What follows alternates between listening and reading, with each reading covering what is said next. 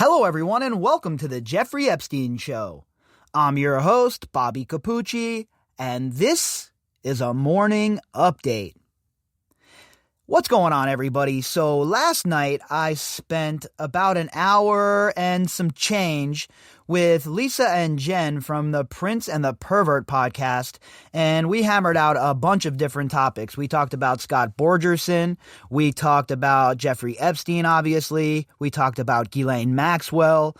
I went on a few rants about the torches and the pitchforks. You know, all of the usual stuff was covered.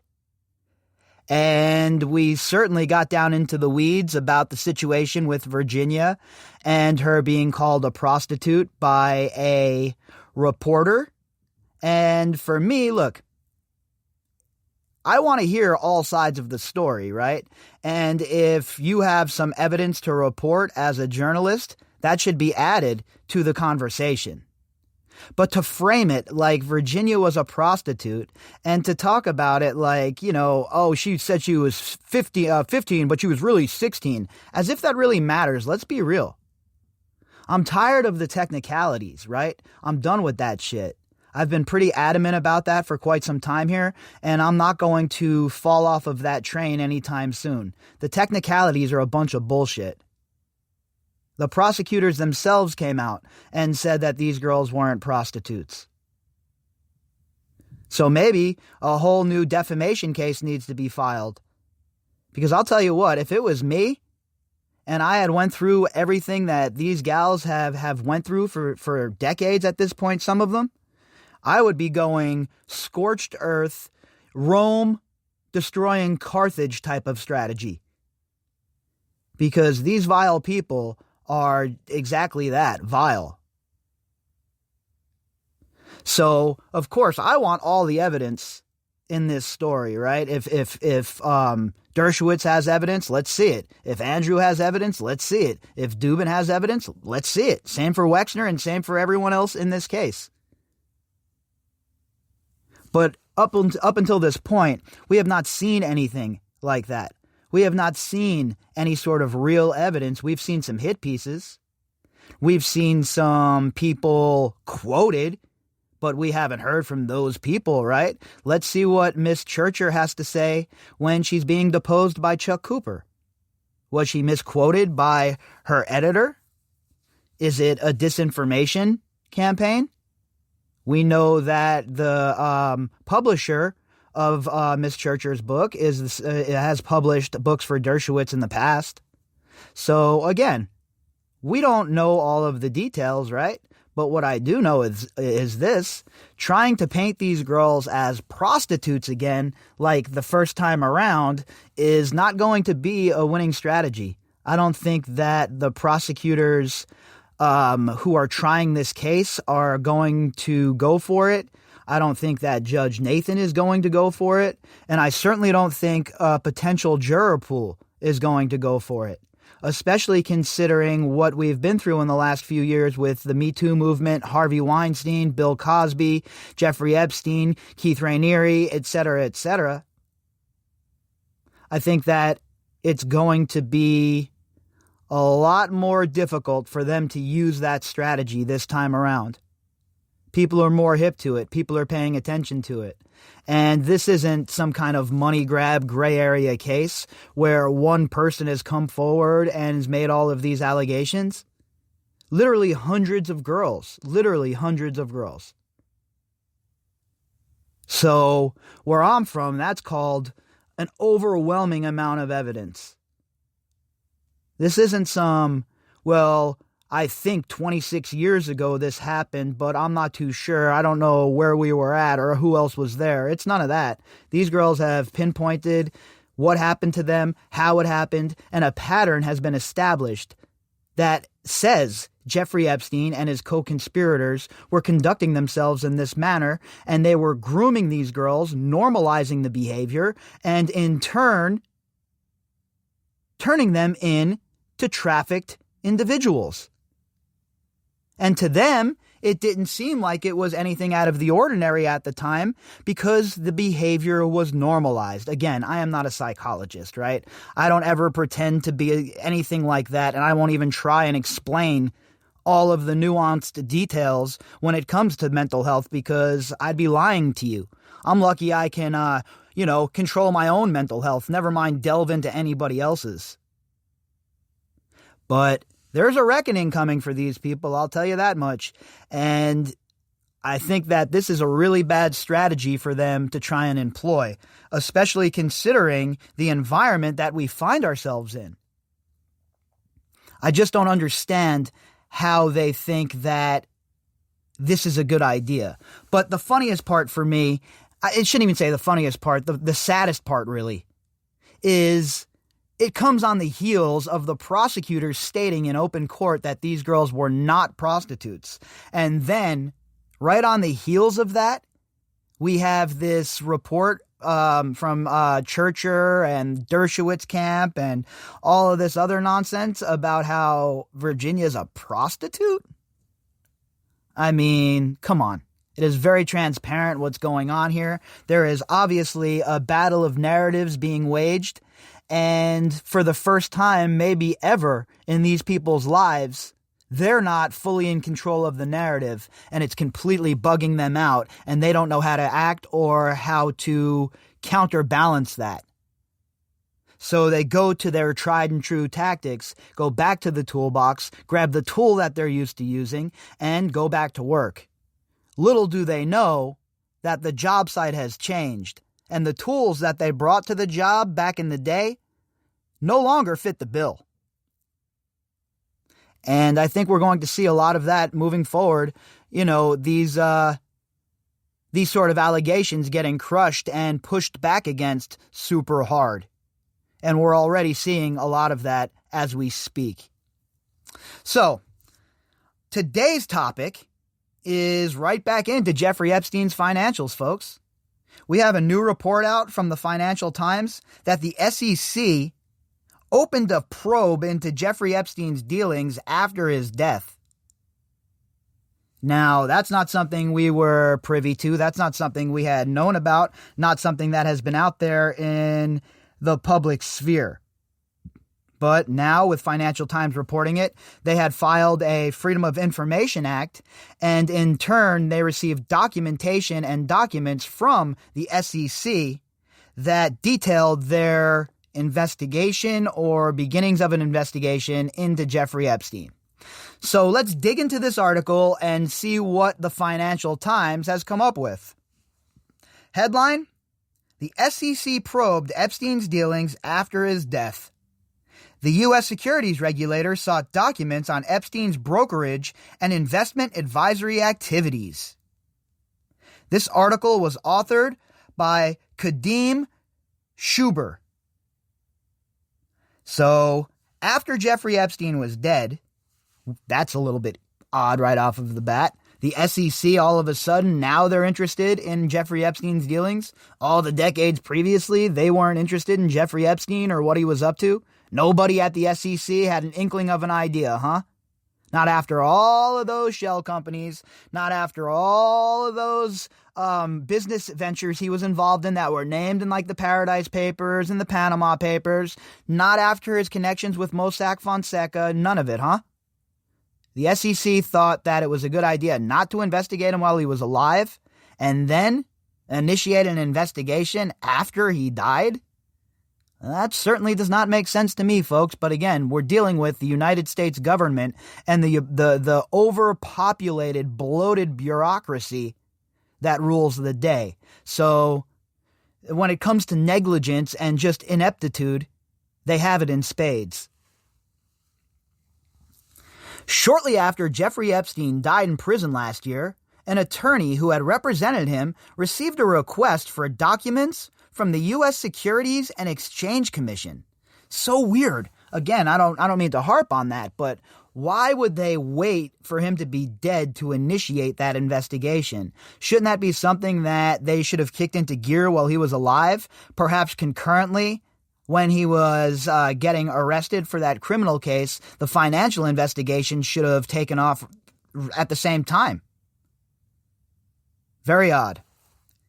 The previously unreported letter, obtained by the Financial Times through the Freedom of Information Act, shows that the securities regulator was investigating whether Epstein or one of his entities had provided brokerage or investment advisory services to anyone. This is important stuff here, folks, right? Why would the SEC not continue to go after this? This is what I've always been talking about with the RICO portion of this case, the financial portion of this case.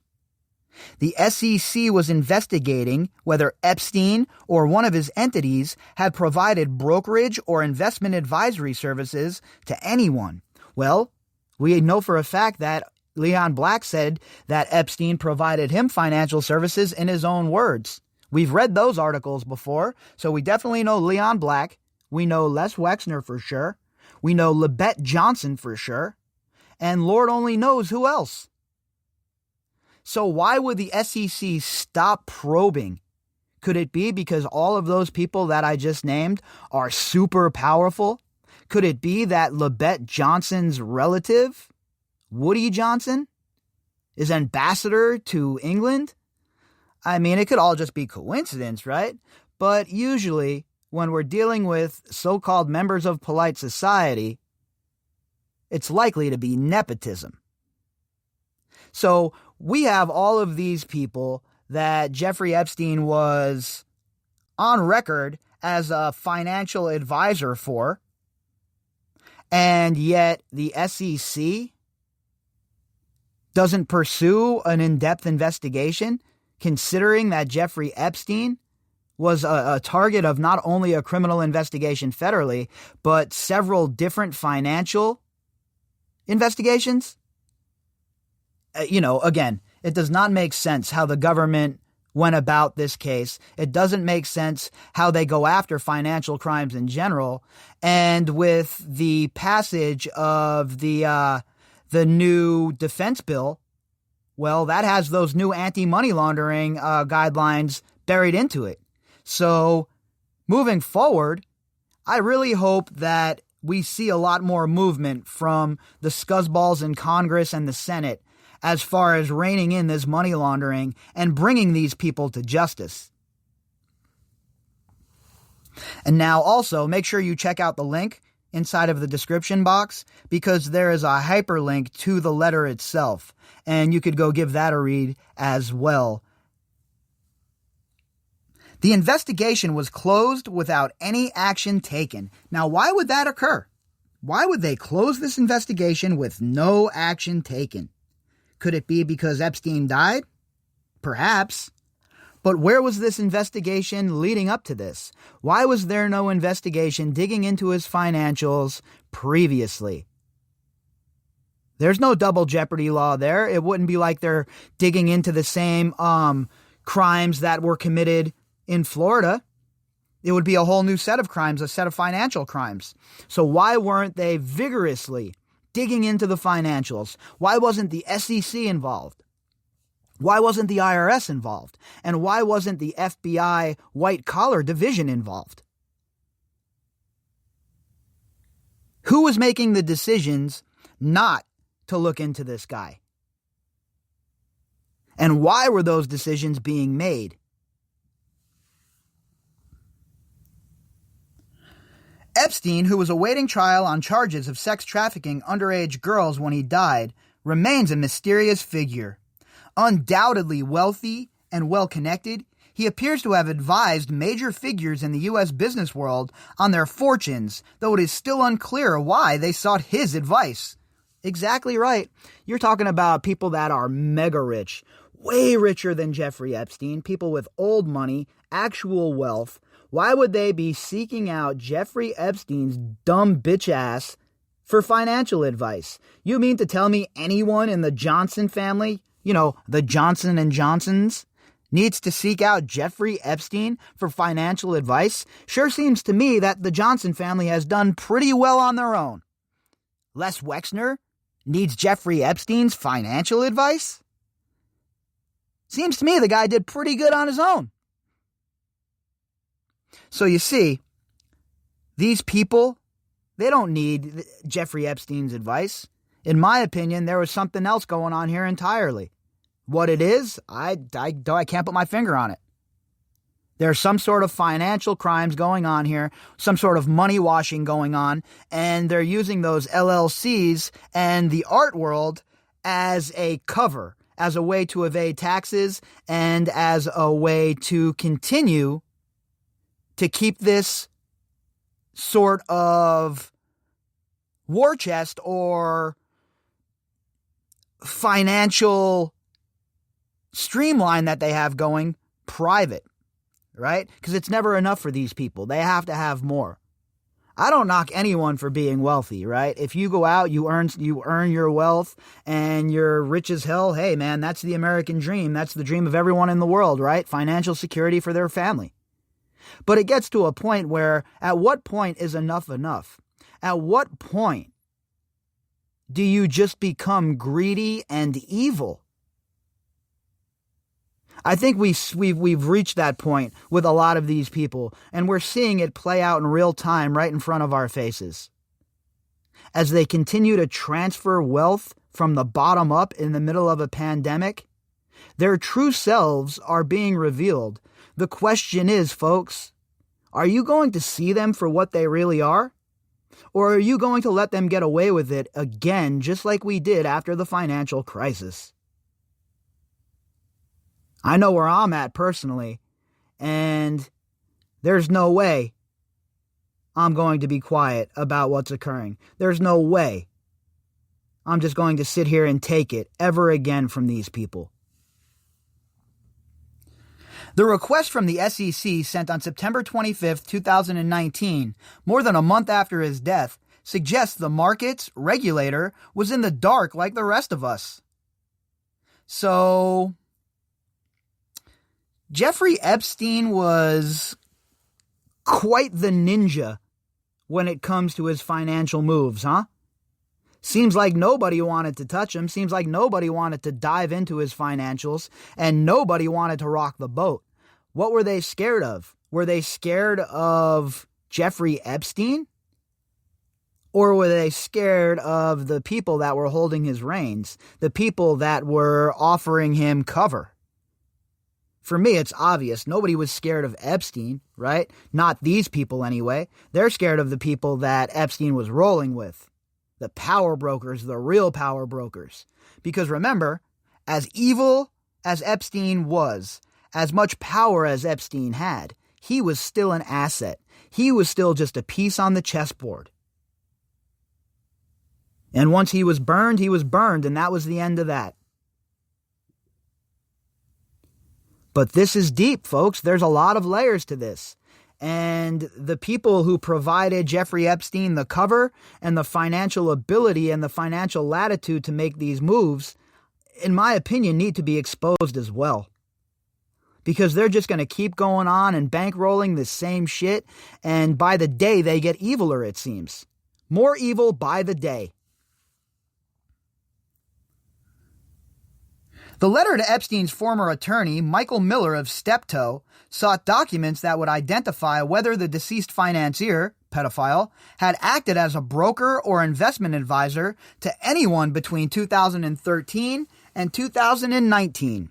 It did not specify any individuals. Well, I can tell you right now that Leon Black most certainly was a client at that point still.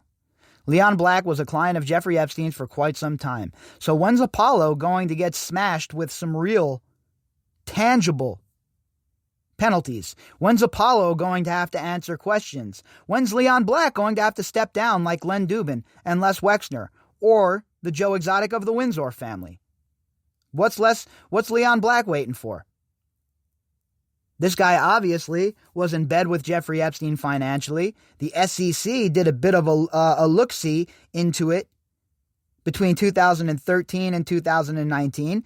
And my guess is what they found, well, scared the pants off of them, and their bureaucratic boss probably killed the investigation. Do I have evidence to prove that? No, I don't. That's just an educated guess considering the way these bureaucracies conduct themselves. The broad language in the request suggested the SEC did not know exactly what it was looking for, according to Daniel Hawk, a former top SEC enforcement official who is now a partner at Arnold and Porter. The fact they've issued this open-ended and very non-specific general request suggests that they don't know what specific conduct they're looking for, but rather are searching for a jurisdictional hook in which to investigate any broker, dealer, or investment advisory services that Epstein or one of his entities may have provided.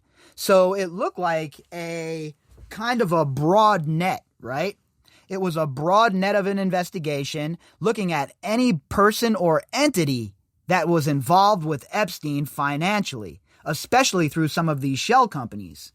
And boy, oh boy, if that doesn't ring the alarm bells and point all fingers at Leon Black, I do not know what does.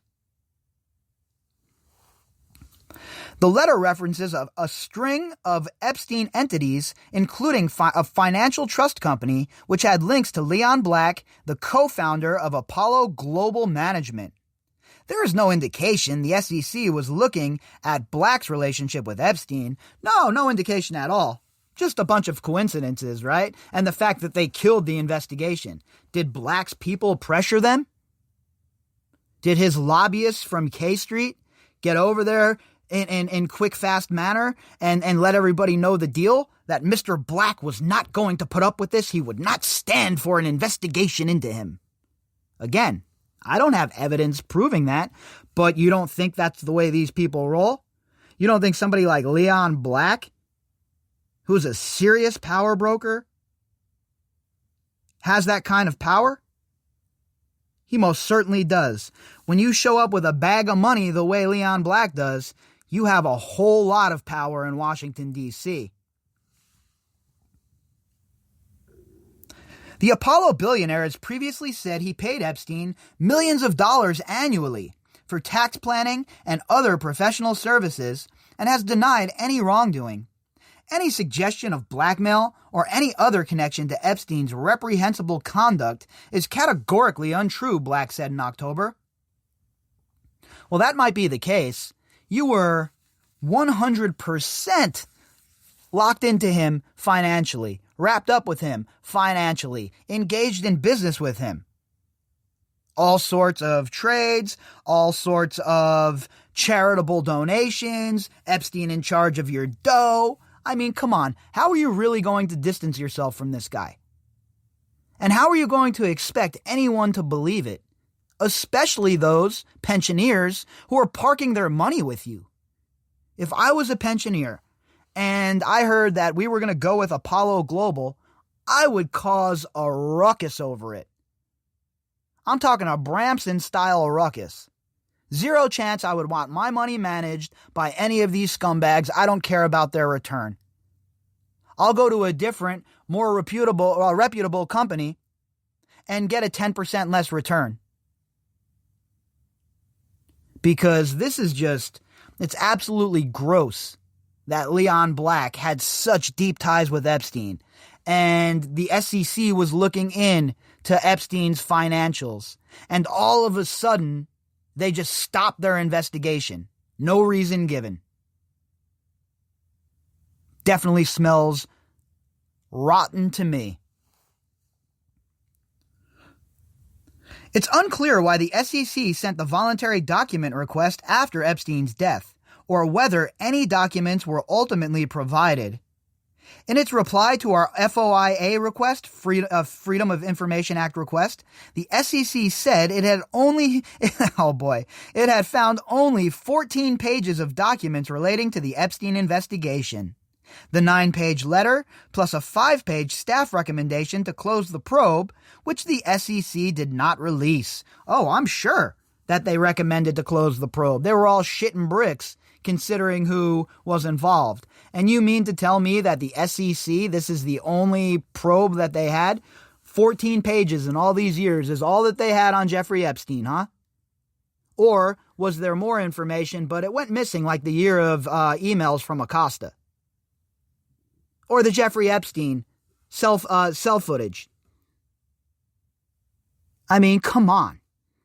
This is the sort of shit that they would have us believe at this point. And folks, I have to tell you, nobody's buying it. I don't know anybody who's buying this at this point. They're going to need to do a better job, right? And the SEC, really? Only 14 pages of documents that relate to Epstein.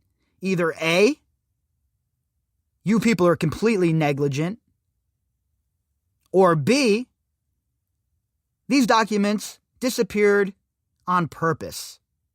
I'll leave that up to all of you to decide. Mr. Miller of Steptoe did not respond to an email seeking comment, nor did attorneys for Epstein's estate. The SEC declined to comment. A spokesperson for Mr. Black declined to comment. The probe appears to have been one of only 2 SEC investigations regarding Epstein. We had asked the SEC in our FOIA request for any investigative records relating to Epstein. In addition to the probe last year, the SEC identified records from the early 80s when, after Epstein left Bears and Stearns, the SEC had interviewed him as part of the probe into possible insider trading. And there's a lot of talk that Epstein decided to work with the government at that point, and that was one of his first tastes of becoming an asset being run by one of the alphabet letter organizations. Now, there's been a lot of denials about that, but it's certainly something that needs to be mentioned, in my opinion, considering we know that there's a profile of Jeffrey Epstein being an asset.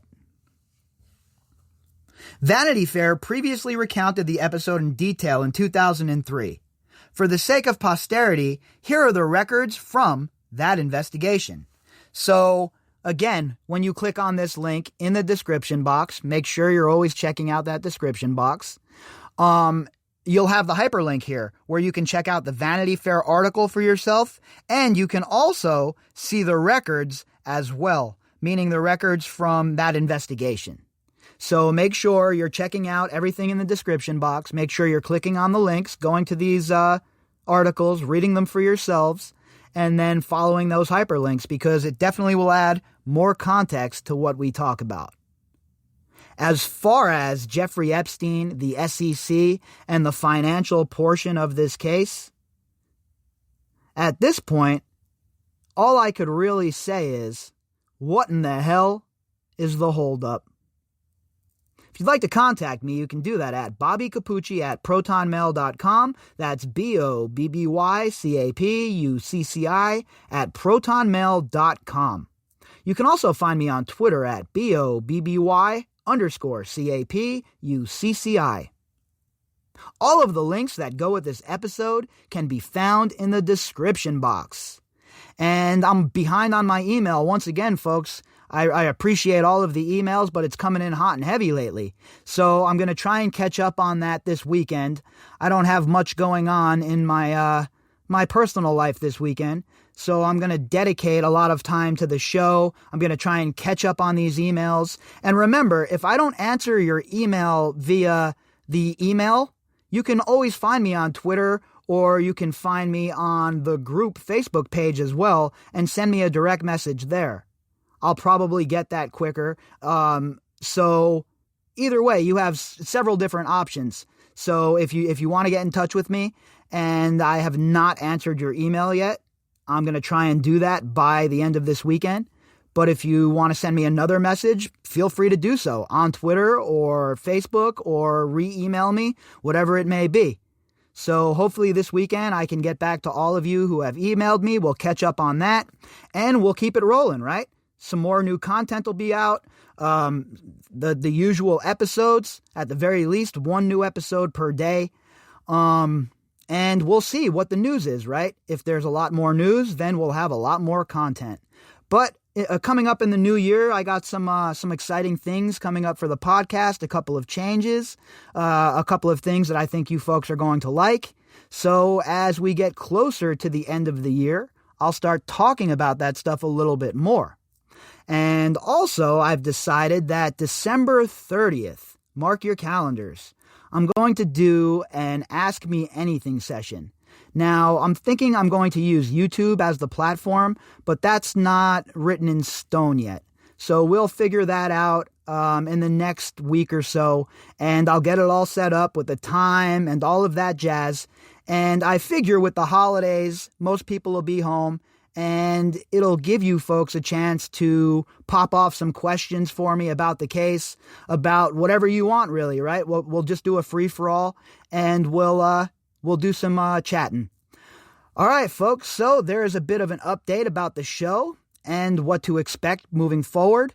And as for me, well, like usual, I'll be back later on tonight, and we will pick up where we left off. Please enjoy your Friday, everybody.